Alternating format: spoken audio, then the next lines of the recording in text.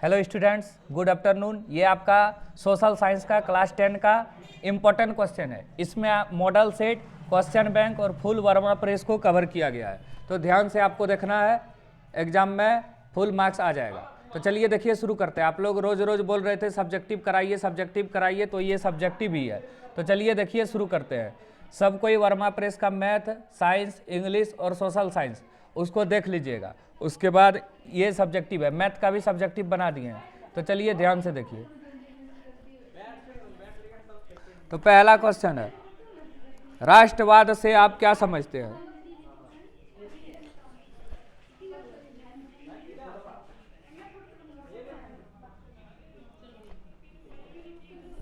तो राष्ट्रवाद एक विचारधारा है जो किसी देश के प्रति प्रेम और एकता की भावनाओं को बढ़ावा देता है। राष्ट्रवाद मतलब क्या हुआ? अपना जो देश है उसको बढ़ावा देना। साइमन कमीशन का गठन क्यों किया गया? इंग्लैंड का टोरी सरकार ने 1927 ईस्वी में एक वैधानिक आयोग का गठन किया जिसे साइमन कमीशन के नाम से जाना जाता है। इस कमीशन का अध्यक्ष सर जॉन साइमन थे।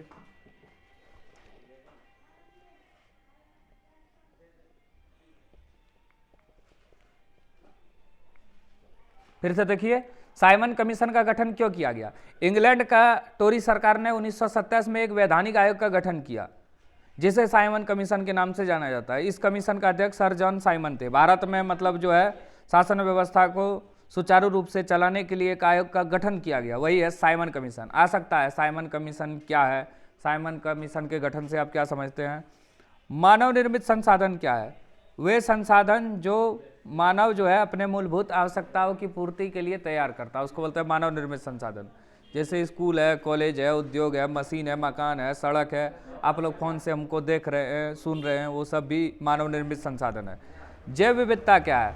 तो जैव विविधता का मतलब है किसी पारिस्थितिकी तंत्र में मौजूद अलग अलग जीवित चीजें। पारिस्थितिकी तंत्र माने क्या हुआ? जैसे वातावरण है हम लोग का, जैविक और अजैविक घटक से मिलकर बना है, वही है पारिस्थितिकी तंत्र। इसमें जीव जंतु और पेड़ पौधे परस्पर संबंधित होते हैं और एक दूसरे से अभिक्रियाशील होते हैं। सामुदायिक सरकार किसे कहते हैं? सामुदायिक सरकार ऐसी सरकार को कहते हैं जिसका चुनाव एक ही भाषा बोलने वाले लोग करते हैं, जैसे बेल्जियम में डच, फ्रेंच और जर्मनी बोलने वाले समुदाय। ऐसी सरकार को संस्कृति, शिक्षा और भाषा जैसे मसलों पर फैसला लेने का अधिकार होता है। यही होता है सामुदायिक सरकार। याद रखना, सामुदायिक सरकार माने ऐसी सरकार जिसका चुनाव जो है एक ही भाषा बोलने वाले लोग करते हैं। शहरीकरण किसे कहते हैं? ग्रामीण इलाकों से निकलकर लोगों का शहरों में बसना शहरीकरण कहलाता है। अब लोग शहर क्यों जाते हैं? तो शहर क्यों जाते हैं लोग? शिक्षा के लिए, बेहतर स्वास्थ्य के लिए, रोजगार के लिए, ये सब काम के लिए लोग शहर जाते हैं, इसी को बोलते हैं शहरीकरण। प्रति व्यक्ति आय क्या है? इसको औसत आय भी बोला जाता है। जब देश की कुल आय को कुल जनसंख्या से भाग देते हैं, क्योंकि पैसा अधिक है, जनसंख्या कम है, तो देश की कुल राष्ट्र आय को कुल जनसंख्या से भाग देते हैं, जो प्राप्त होता है उसी को क्या बोला जाता है? प्रति व्यक्ति आय। ठीक है, समझ में आ रहा है? एकदम इजी लैंग्वेज है ये। आप इसको ध्यान से सुन के एक बार कॉपी में लिख लीजिए, सोशल साइंस आपका हो जाएगा।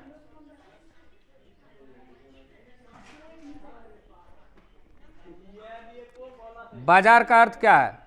बाजार क्या है? एक क्षेत्र होता है जहां क्रेता और विक्रेता वस्तुओं का क्रय विक्रय करने के लिए तैयार होता है। तो बाजार से अभिप्राय किसी स्थान से होता है जहां वस्तुओं का क्रय विक्रय होता है, या लिख देना ऐसा स्थान जहां पे क्रेता और विक्रेता इकट्ठा होते हैं अपने वस्तुओं का क्रय और विक्रय करने के लिए, उसी को बाजार बोला जाता है। इंटरनेट भी एक बाजार है, फ्लिपकार्ट, अमेजॉन, ये सब यूज जो करते हैं वो सब क्या है? बाजार है एक। चलिए अब आगे। नारीवाद से आप क्या समझते हैं? नारीवाद माने महिलाओं को सम्मान देना, महिलाओं को पुरुषों के समान अधिकार देना। तो नारीवादी एक आंदोलन है जो महिलाओं को पुरुषों के बराबर मानती है और उन्हें समान अधिकार और अवसर देने की मांग करती है। नारीवाद का मकसद समाज में लैंगिक असमानता को खत्म करना और महिलाओं के लिए एक बेहतर समाज बनाना है। ये बहुत इंपॉर्टेंट है। विदेश में भी नारीवादी आंदोलन देखने को मिलता है, जैसे जर्मेनियन और मैरियन। जर्मेनियन जर्मन में, मारियान फ्रांस में, नारी रूपक था वो। पैकेटिंग से आप क्या समझते हैं? पैकेटिंग क्या है? ये विरोध प्रदर्शन या विरोध करने का एक ऐसा तरीका जिसमें दुकान, फैक्ट्री या दफ्तर के भीतर जाने का रास्ता जो है मतलब लोग रोक देता है, उसी को बोलते हैं पैकेटिंग। पैकेटिंग क्या है? जैसे कोई दुकान है बड़ा, उसमें जाने का रास्ता कोई है उसको रोक दिया, वही है पैकेटिंग। वर्षा जल संग्रहण क्या है? वर्षा के जल का संग्रहण मतलब बारिश के पानी को इकट्ठा करना और भविष्य में उसका प्रयोग करना। ये एक वर्षा जल संग्रहण की पारंपरिक तकनीक है, मतलब बहुत पुराना तकनीक है, इसी को बोलते हैं वर्षा जल संग्रहण।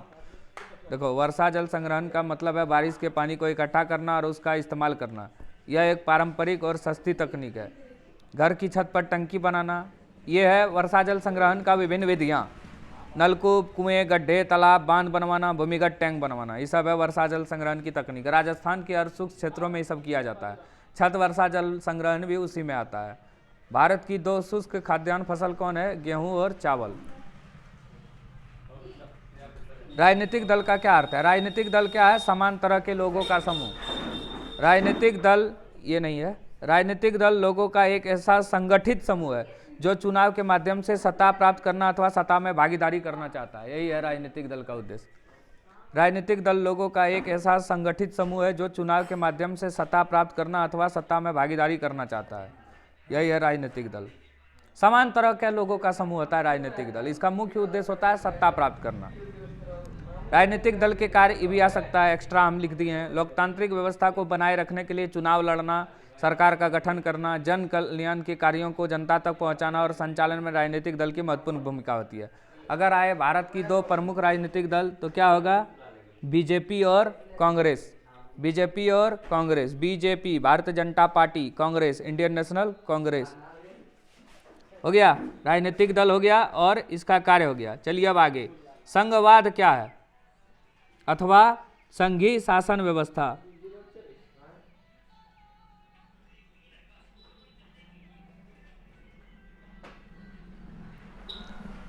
संघात्मक सरकार की एक ऐसी व्यवस्था जिसमें सरकारी शक्तियों का विभाजन एक केंद्रीय सत्ता और इसकी विभिन्न इकाई में होती है। माने सरकार की शक्तियों का विभाजन केंद्रीय सत्ता और इसकी विभिन्न इकाइयों में हो जाए तो उसी को संघवाद या संघीय शासन व्यवस्था कहा जाता है।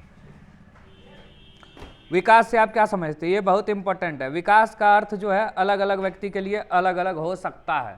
जैसे किसी के पास साइकिल नहीं है, साइकिल ले लिया, विकास कर लिया।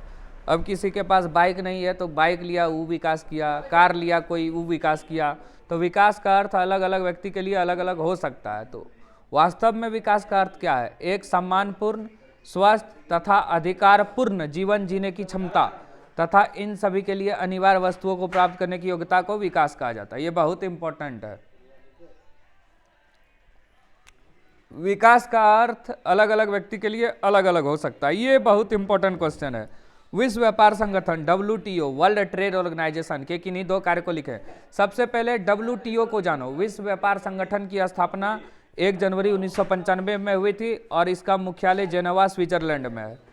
इसका कार्य क्या है? WTO का कार्य क्या है? WTO के व्यापार समझौते को कार्यान्वित करना और देशों के बीच व्यापार संबंधी बातचीत को मंच प्रदान करना, यही सब है WTO का कार्य। बता दिए। विश्व व्यापार संगठन के 2 कार्य क्या है? WTO विश्व व्यापार संगठन, इसकी स्थापना 1 जनवरी 1995 में हुई थी, जेनेवा, स्विट्जरलैंड इसका क्या है? मुख्यालय है। अलग अलग देश का जो बहुराष्ट्रीय कंपनी है उसको ये लाइसेंस प्रदान करता है और लोगों को व्यापार के बारे में बताता है। मतलब देशों को व्यापार के बदले एक मंच प्रदान करता है जहां वो अपने बात को रख सके अच्छे से। ये बहुत अच्छा है, अपना भाषा में लिखे हैं तो ध्यान से देख सकते हैं आप इसको, सब्जेक्टिव सब हो जाएगा। उदारवाद से आप क्या समझते हैं? उदारवाद शब्द जो है एक लीबर से बना है जो कि लातिन भाषा का शब्द है। लातिन को इंग्लिश में लैटिन भाषा का शब्द बोलते हैं, जिसका अर्थ होता है आज़ादी। आज़ादी मतलब कानून के समक्ष बराबरी का अधिकार और व्यक्ति के लिए आज़ादी, निरंकुश शासन और पादरी वर्ग। मतलब पहले क्या होता था, जो बड़े जाति के लोग हैं उसको विशेष अधिकार प्राप्त था। इस सबको समाप्त करना और संविधान और सांसदीय प्रतिनिधि सरकार की स्थापना करना, यही सब उदारवाद का लक्ष्य है। चलो अब आगे चलते हैं। बहिष्कार के विचार का क्या अर्थ है अथवा बहिष्कार आंदोलन का क्या अर्थ है? बहिष्कार विरोध का एक गांधीवादी रूप है, माने अहिंसात्मक रूप है। बहिष्कार का अर्थ है किसी के साथ संपर्क रखने और जुड़ने से इनकार करना। क्या बोलते हैं, गांधी जी जो है अहिंसा नहीं करते थे, तो बहिष्कार वही है, मतलब बिना अहिंसा किए जो है शांतिपूर्वक जो है किसी के साथ संपर्क नहीं रखेंगे और जुड़ेंगे नहीं। गांधी जी ने असहयोग आंदोलन के दौरान लोगों को कई चीज़ों का बहिष्कार करने के लिए कहा, जैसे विदेशी वस्तु का बहिष्कार, ब्रिटिश संस्थाओं का बहिष्कार इत्यादि। असहयोग आंदोलन चला था 1920 में, इसी दौरान बहिष्कार आंदोलन भी चला था। बांध निर्माण एवं बहुउद्देशीय परियोजनाओं के क्या उद्देश्य है अथवा नदियों में बांध क्यों बनाए जाते हैं? बांध क्या है? देखो, बहते जल को रोकने और जल की दिशा बदलने के लिए बांध बनाए जाते हैं। नदियों पे बांध बनाने का बहुत सारा कारण है, जैसे पहला उसमें बिजली उत्पादन होगा, दूसरा मछली पाल सकते हैं, तीसरा क्या होगा, बाढ़ रोक सकते हैं, चौथा क्या है, पर्यटन को बढ़ावा मिल सकता है। तो यही सब है बांध बनाने का उद्देश्य। और बांध क्या है समझ गए? बहते जल को रोकने और जल की दिशा बदलने के लिए बांध बनाए जाते हैं। बहुउद्देशीय परियोजना क्या है? बहुत सारा उद्देश्य से जो परियोजनाओं का निर्माण किया जाता है उसी को बोलते हैं बहुउद्देशीय परियोजना। हो गया। भारतीय कृषि की किन्हीं दो विशेषताओं को लिखें। भारतीय कृषि की सबसे बड़ी विशेषता है भारतीय कृषि मानसून पर आधारित है। दूसरा, भारतीय कृषि में मतलब खेती में पशु मुख्य भूमिका निभाते हैं अभी भी। उत्पादन में खाद्य पदार्थों की अधिकता रहती है, मतलब ज़्यादा जो है उत्पादन में खाद्य पदार्थ मतलब जो है चावल, गेहूँ, इस सब का उत्पादन किया जाता है। ठीक है, थैंक यू। ये आपका टॉप 20 क्वेश्चन है, सब्जेक्टिव लॉन्ग क्वेश्चन, जो 2 या 3 मार्क्स का आपका एग्जाम में आएगा। हम आशा करते हैं इससे 4-5 क्वेश्चन आपके एग्जाम में आ जाए। ठीक है, थैंक यू। वीडियो को अच्छा से देखिए और अपने दोस्तों के साथ शेयर कीजिए। ठीक है, थैंक यू। PDF जिसको चाहिए मैसेज कर सकते हैं, मिल जाएगा वहाँ पे।